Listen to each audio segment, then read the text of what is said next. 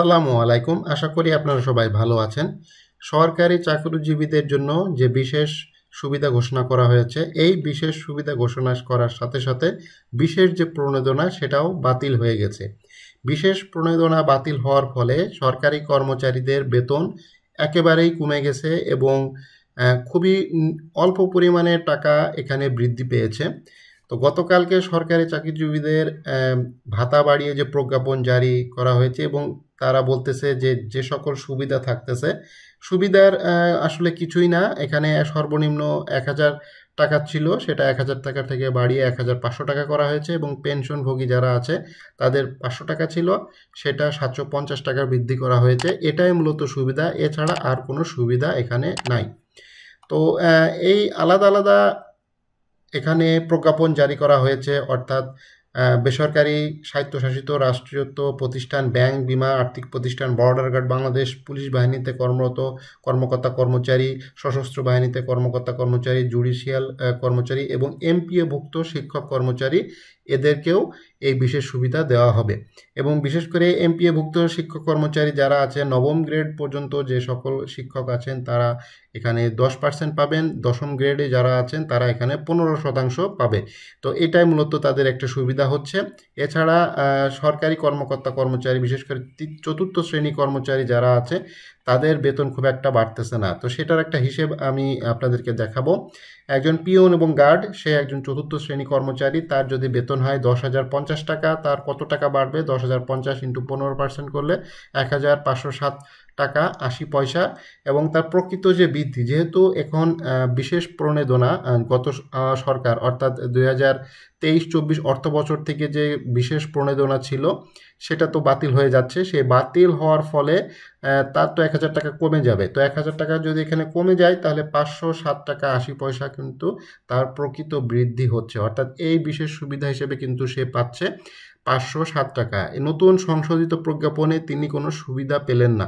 2015 সালে যে pay scale ঘোষণা করা হয়েছিল, এই পে স্কেলেও যেভাবে তৃতীয় এবং চতুর্থ শ্রেণী কর্মচারীদের অবহেলিত করা হয়েছে, সেটার প্রতিফলন কিন্তু এই 2025 সালে যে বিশেষ প্রজ্ঞাপন জারি করা হলো সেটাতেও কিন্তু দেখা যাচ্ছে। অর্থাৎ তৃতীয় এবং চতুর্থ শ্রেণী কর্মচারীদের জন্য আসলে তেমন কোনো কিছু নাই। চতুর্থ শ্রেণী কর্মচারী সর্বোচ্চ 500 থেকে 600 টাকা বৃদ্ধি পাবে এবং তৃতীয় শ্রেণী কর্মচারী যারা আছে সর্বোচ্চ 1,000 থেকে 1200 বা 1300 টাকা মতো বৃদ্ধি পাবে। অর্থাৎ এর আগে তারা 1,000 টাকায় পাইতো, 1,000 টাকায় পাইতো, সেখান থেকে 200-300 টাকা হয়তো বৃদ্ধি পাবে।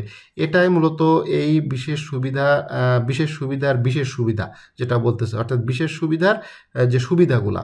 তো বিশেষ সুবিধা আপনারা দেখতেই পারতেছেন। এবং সরকারি চাকরিজীবী তারা বিশেষ করে বর্তমান যে বাজার পরিস্থিতি আর এই সরকারি চাকরিজীবীদের বেতন বৃদ্ধির ফলে অলরেডি কিন্তু আপনার বাজারে প্রত্যেকটা জিনিসের দাম কিন্তু ঊর্ধ্বমুখী। এই অজুহাত ধরে কিন্তু তারা ঊর্ধ্বমুখী করে দিবে। এর ফলে মুদ্রাস্ফীতি বাড়বে, মূল্যস্ফীতি বেড়ে যাবে এবং জিনিসপত্রের দাম বৃদ্ধি পাবে। অর্থাৎ বেতন বৃদ্ধি হয়ে আসলে কোনো কাজের কাজ কিছুই হলো না। যেটা আশা করা হচ্ছিল 50% মহার্ঘ ভাতা, একটা দাবি ছিল 50% মহার্ঘ ভাতা, সরকার কমিটিও করে দিয়েছিল মহার্ঘ ভাতার জন্য।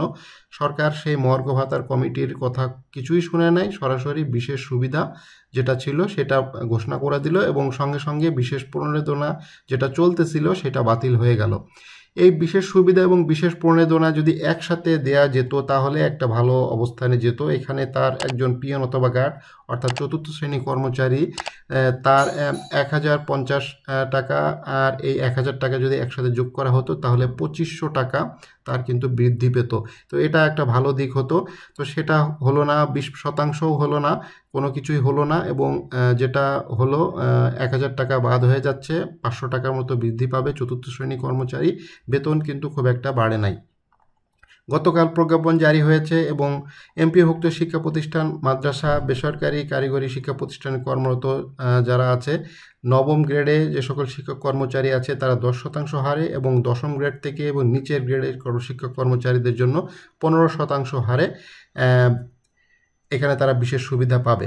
আর যৌথ বাহিনীর ক্ষেত্রে যেটা আছে, যৌথ বাহিনীর যে তাদের যে এসআই অর্থাৎ ওয়ারেন্ট অফিসার সমতুল্য, সার্জন সমতুল্য, ওয়ারেন্ট অফিসার তারা 10%, সার্জন সমতুল্য থেকে সৈনিক লেভেল যারা আছে তারা এখানে 15% বিশেষ সুবিধা পাবে। আসলে বিশেষ সুবিধা দিয়ে কোনো সুবিধাই আসলে পেল না সরকারি কর্মকর্তা কর্মচারীরা। 50% মহার্ঘ ভাতার দাবি ছিল, সেটার কথা সরকার তো কিছুই শুনে নাই।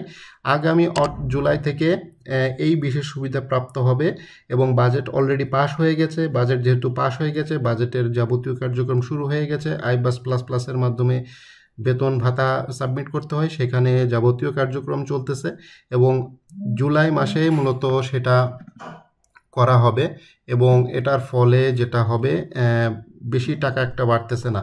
তো বিশেষ করে তৃতীয় এবং চতুর্থ শ্রেণী কর্মচারীদের বেতন খুবই কম বাড়বে। তৃতীয় চতুর্থ শ্রেণী কর্মচারীদের বেতন বাড়তেছে নাই বলে চলে, কিন্তু সচিব পর্যায়ে যারা আছে, সচিব, উপসচিব, ডিসি, এডিসি যারা আছে তাদের মোটামুটি একটা ভালো একটা অ্যামাউন্টের বেতন বাড়বে। যে বেতন তাদের বাড়তেছে 4,000-5,000 টাকা, ওই 4,000-5,000 টাকা একজন তৃতীয় এবং চতুর্থ শ্রেণী কর্মচারীর বাসা ভাড়া বাবদ প্রত্যেক মাসে পেয়ে থাকে। যারা সরকারি চাকরি করতেছেন, তৃতীয় চতুর্থ শ্রেণী গ্রেডে যারা আছেন, তারা তাদের বাসা ভাড়ার হিসেবটা জানেন। তো সেই পরিমাণ টাকা আসলে তাদের বাড়তেছে। আর তৃতীয় চতুর্থ শ্রেণী কর্মচারীদের এখানে বাড়তেছে 500 থেকে 1,000 টাকার মতো বেতন এখানে বাড়তেছে। এখানে টাকার অঙ্কটা খুবই কম বাড়তেছে এবং যারা বেতন স্কেলের শেষ ধাপে পৌঁছে গিয়েছেন তাদের ক্ষেত্রেও খুব একটা আশার বাণী এখানে নেই।